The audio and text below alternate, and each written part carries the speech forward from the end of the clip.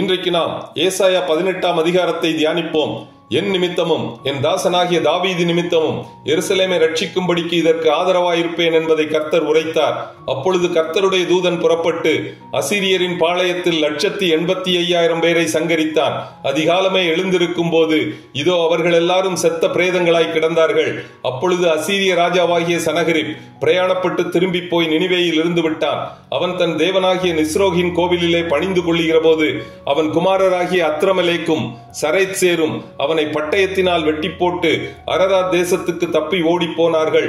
அவன் குமாரனாகிய எசரத்தோன் அவன் பட்டத்திற்கு வந்து அரசாண்டான். அந்நாட்களில் எகிப்து தேசம் எத்தியோப்பியாவின் ஆளுகைக்குள் இருந்தது.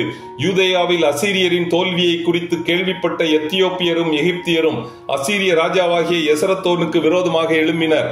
ஆனால் அவர்களால் அசீரியாவை வெல்ல முடியவில்லை. மாறாக எத்தியோப்பியரும் எகிப்தியரும் சிறைப்பிடித்து செல்லப்பட்டனர். கடைசி நாட்களில் ஆண்டவராகிய இயேசு கிறிஸ்துவின் வருகையின் போது எத்தியோப்பியரும் எகிப்தியரும் அசீரியரும் ரட்சிக்கப்பட்டு எருசலேமில் தேவனை தொழுது கொள்வார்கள். பிரபுக்கள் எகிப்திலிருந்து வருவார்கள்.